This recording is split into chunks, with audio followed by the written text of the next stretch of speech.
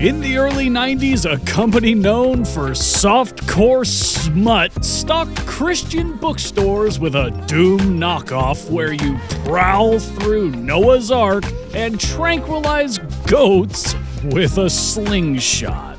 That is not a joke. Welcome to the divine bootlegging saga of Wisdom Tree. Wisdom Tree didn't crawl out of a church basement with holy intentions. Oh no, they started as Color Dreams, a shady, unlicensed developer best remembered for a game where your girlfriend slowly undresses herself the longer you take to rescue her. It's real classy stuff. After struggling from several flops, they had a revelation. Christian bookstores will buy anything. So they did a logo swap, got a new name, and swapped out the boobs for Bibles. The games, however, stayed as janky bootlegs, now with a faith-based coat of paint. But there was a little problem. How do you make and sell unlicensed games in the 90s?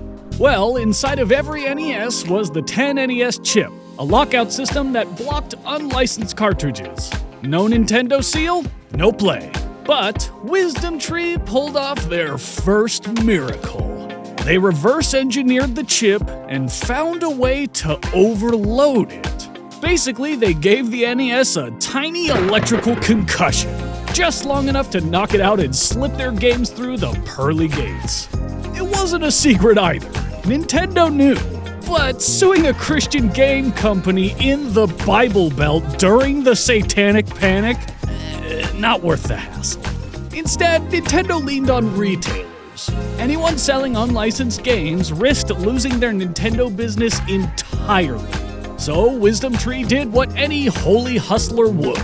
They skipped the game stores entirely and sold their cartridges through Christian bookstores and church gift shops. Their first success came in the form of Bible Adventures. It's 3 games in one, just like the Holy Trinity. You've got Noah stacking animals on his head like Paul Bunyan, David heroically hauling cheese for an hour before accidentally bumping into Goliath, and Moses' sister starring in a Mario ripoff so blatant you might not even realize it's a different game.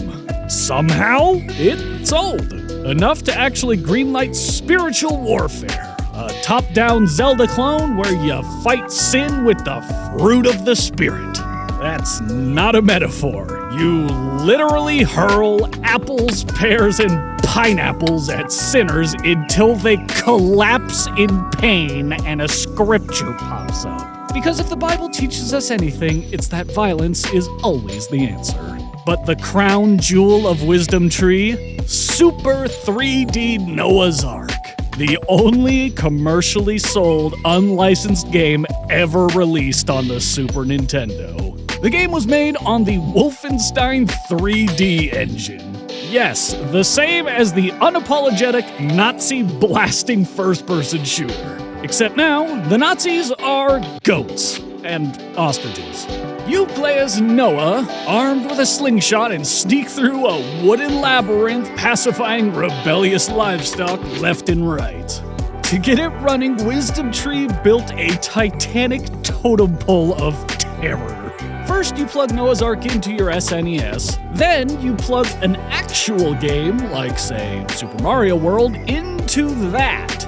The SNES sees the real game, says, oh, that looks good, and then Noah's Ark hijacks the boot sequence. A digital Trojan horse, if you will. Except with Noah and 100,000 goats.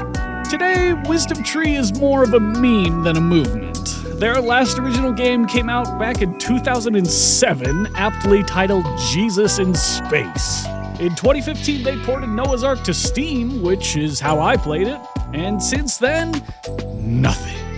But they've already proven you can bypass even the most locked-down systems with enough prayer, piracy, and prose.